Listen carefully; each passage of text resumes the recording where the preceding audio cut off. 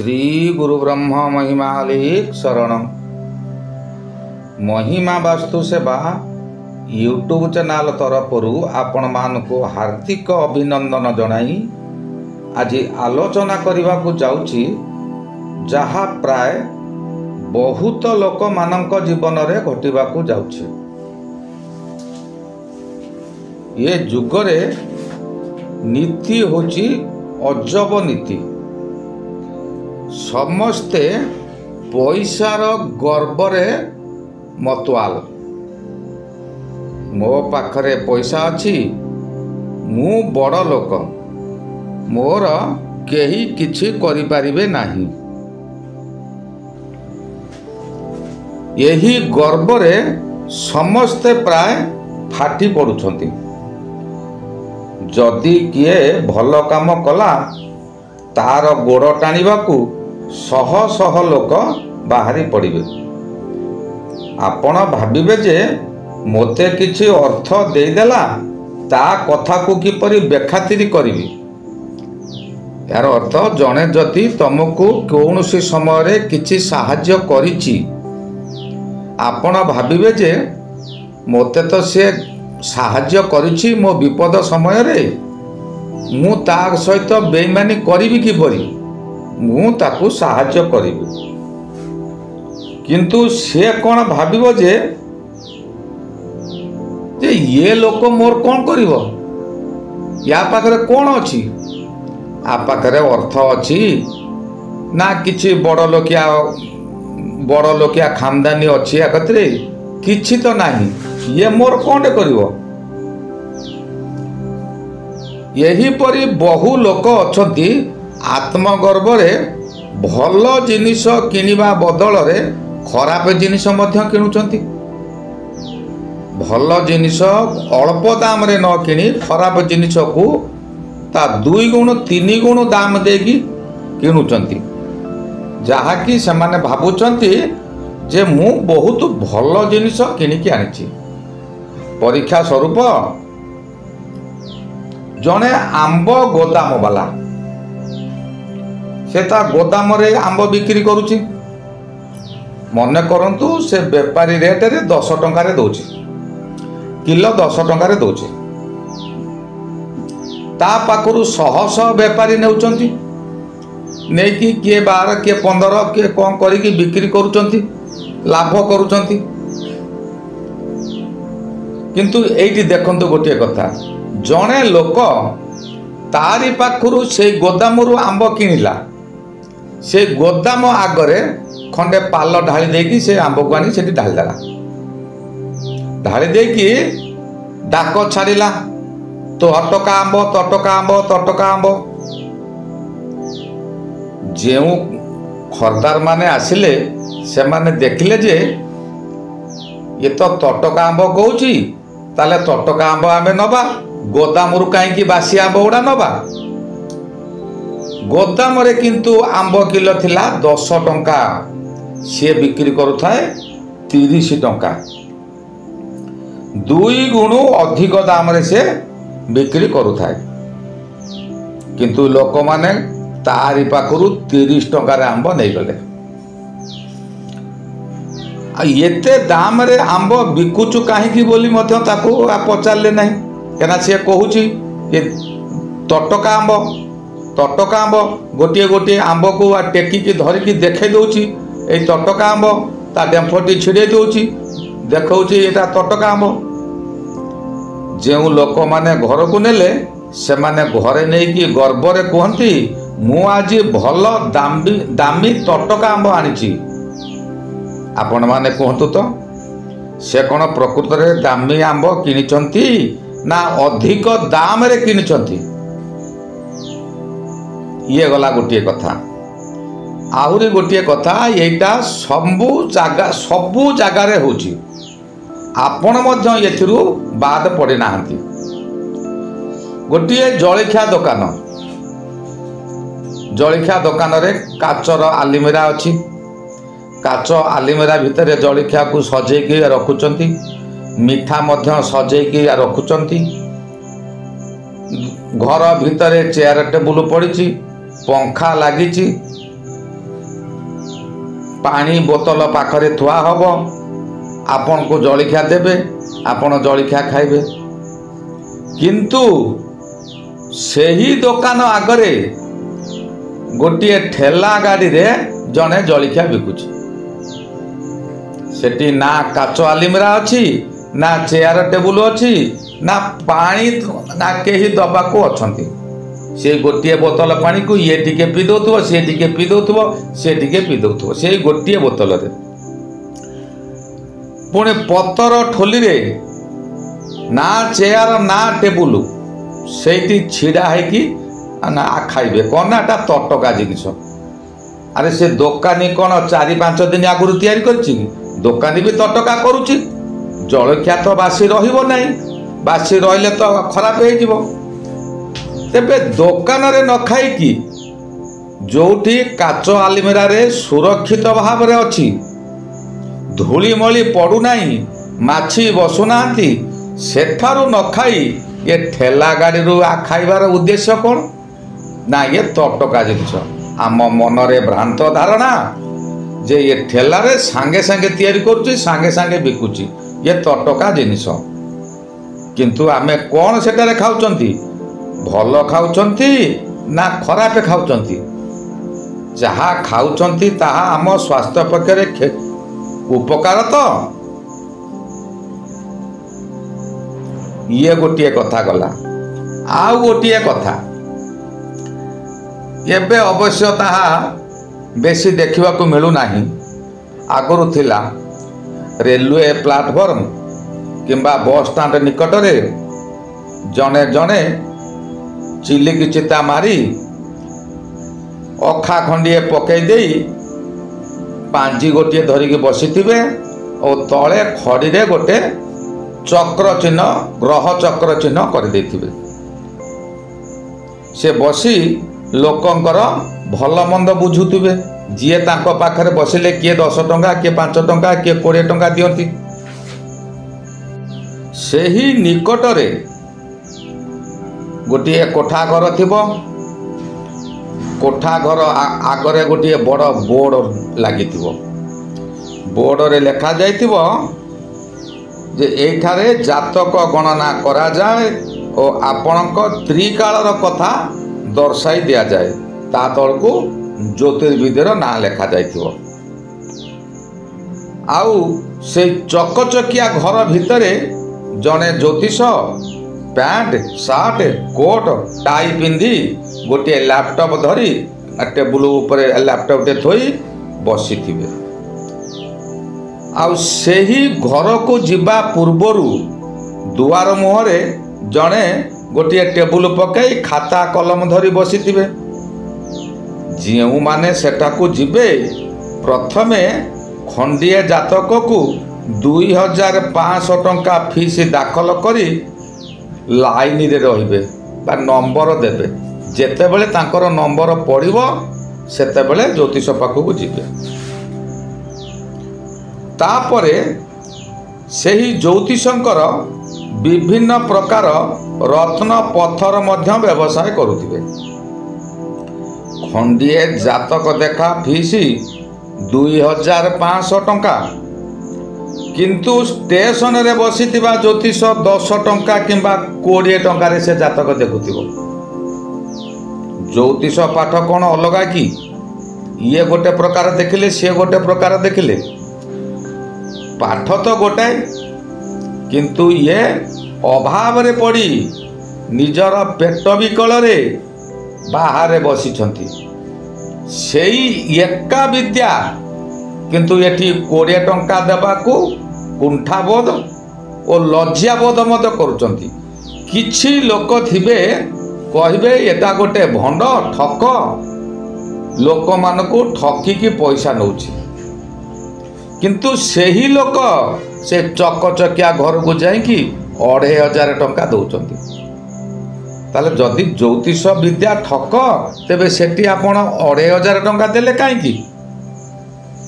ता मध्यरे पुणी रत्न पत्थर, यही रत्न पत्थर पिंधिले आपणकर शुभ हेबो। जेउ रत्न पत्थर से दुकान से ज्योतिष बिक्री करुछंती ତାହା ଅରିଜିନାଲ କି? ସେ ଜ୍ୟୋତିଷ ଯାହା କହିବେ ଆପଣ ତାଙ୍କରି କଥା ଉପରେ ବିଶ୍ୱାସ କରିବେ। ଗ୍ରହ ଜ୍ୟୋତିଷରେ ଗ୍ରହମଣ୍ଡଳଙ୍କର ମଧ୍ୟ ଚେରମୂଳିକାର ଭଲ ହେବାର ଅଛି, ଏହା ଶାସ୍ତ୍ରରେ ଅଛି। ଚେର ଖଣ୍ଡିଏ ଆଣିଲେ, ମନେ କରନ୍ତୁ ଶନିଙ୍କର ଅଶୁଭତ୍ୱ ଅଛି,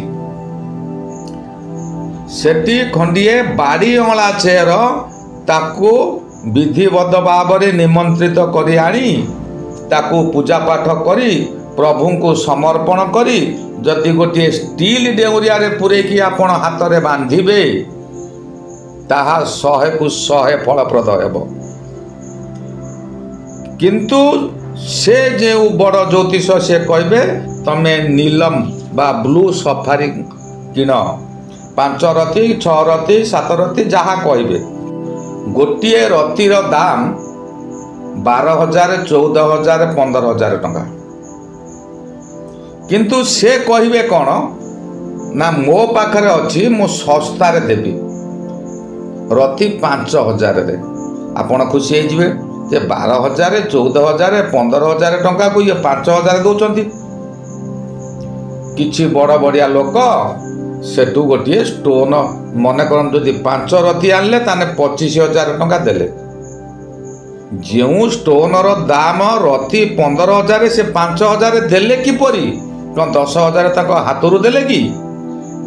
ତାମାନେ ସେ ରତ୍ନ ପଥର ନୁହେଁ, ସେଇଭଳି ଦେଖାଯାଉଥିବା ଏକ ରଙ୍ଗ ପଥର। କିନ୍ତୁ ଲୋକମାନେ ତାଙ୍କ ପାଖରେ ଧାଡ଼ି ଲଗେଇ ଜାତକ ଦେଖାଇବେ, କିନ୍ତୁ ଯିଏ ଫୁଟପାଥରେ ବସି ଦେଖୁଛି ତାଙ୍କୁ ବେଖାତିରି କରିବେ, ଇଏ କିଛି ଜାଣେ ନା। ଜ୍ୟୋତିଷ ପାଠ ତ ଅଲଗା ନୁହେଁ। ଏହିପରି ବିଭିନ୍ନ ପ୍ରକାର କଥା ଅଛି। ଆଉ ଗୋଟିଏ କଥା ଦେଖନ୍ତୁ, ଜଣେ ଚାଷୀ ତା ବାଡ଼ିରେ କାନ୍ଧିଏ କଦଳୀ ପଡ଼ିଥିଲା, କଦଳୀ ପାକଳ ହେଇଗଲା, ଗଛରେ ପାଚିଲା। ପାଚିବା ପରେ ସେ କ'ଣ କଲା ନା ସେ କଦଳୀ କାନ୍ଧିକୁ କାଟି ବଜାରକୁ ନେଇଗଲା ବିକ୍ରି କରିବା ପାଇଁ। ବଜାରରେ ନେଇକି ତାକୁ ଫେଣା କରିକି ତଳେ ଥୋଇଦେଲା ଗୋଟେ ଅଖା ଉପରେ ପକେଇକି। କିନ୍ତୁ ସେ ପାଖରେ ଆଉ ଗୋଟିଏ କଦଳୀ ଦୋକାନ, ସେ ବଡ଼ ବେତା ବା ବଡ଼ ପାଛିଆରେ କଦଳୀ ପାଛିଏ ରଖିଛି, ହଳଦୀ ଗରଗର ରଙ୍ଗ ସେ କଦଳୀ ଦେଖାଯାଉଛି। ଯେଉଁ ଲୋକ ଯିବେ ସିଏ ଇଏ କଦଳୀକୁ ଦେଖିବେ ଯେ ଇଏ ଅଧା ନୀଳ ଅଛି, ଅଧା ଶାଗୁଆ ଅଛି, ଅଧା ହଳଦିଆ ପଡ଼ିଛି, ଅଳ୍ପ ଅଳ୍ପ ହଳଦିଆ ପଡ଼ିଛି। କାହିଁକିନା ଇଏ ଦେଶୀ କଦଳୀ, କାର୍ବାଇଟ୍ ଦିଆଯାଏନି, ଯାହାକି ମଣିଷ ପକ୍ଷେ କ୍ଷତିକାରକ। କିନ୍ତୁ ସେ କଦଳୀରେ କାର୍ବାଇଟ୍ ଦିଆଯାଇଛି। କଦଳୀ, ସବୁ କଦଳୀ ସମାନ କଲର ଅଛି, ସବୁ ହଳଦିଆ ପଡ଼ିଛି, ଦେଖିବାକୁ ଭାରି ସୁନ୍ଦର ଦେଖାଯାଉଛି। ଲୋକମାନେ ତା ପାଖରୁ କଦଳୀ ନେବେ, ରେଟ୍ ପଚାରିବେ ନାହିଁ। କିନ୍ତୁ ଏ ଯେଉଁ ଚାଷୀଟି କଦଳୀ ନେଇଛି ତା କଦଳୀକି ଦେଖିବେ, ନଉଟେଇବେ, ଏ କଦଳୀ କ'ଣ ଏମିତି ଦେଖାଯାଉଛି, ଏଟା ଭଲ ପାଚି ନେଇ, ଏଟା ଏତିକି ପଇସା ନେ। ଏହିପରି 10-15 ଜଣ କହିଲା ପରେ ସେ ଚାଷୀଟି ନିରୁପାୟ ହେଇକି କମରେ ଦେଇକି ପଳେଇ ଆସିବ। କିନ୍ତୁ ଆପଣ କୁହନ୍ତୁ ତ, ସେ କଦଳୀ ଭଲ ନା ଇଏ କଦଳୀ ଭଲ? ଏବେ ଆସିବା ଧର୍ମ ସଂସ୍ଥାନ ଉପରକୁ। ଥରେ ଜଣେ ସାଧୁ, ଅଲେଖ ସାଧୁ ଜଣେ, ସେ ଗୋଟିଏ ଗଛ ମୂଳରେ ବସିଥାନ୍ତି, ବିଶ୍ରାମ ନେଉଥାନ୍ତି।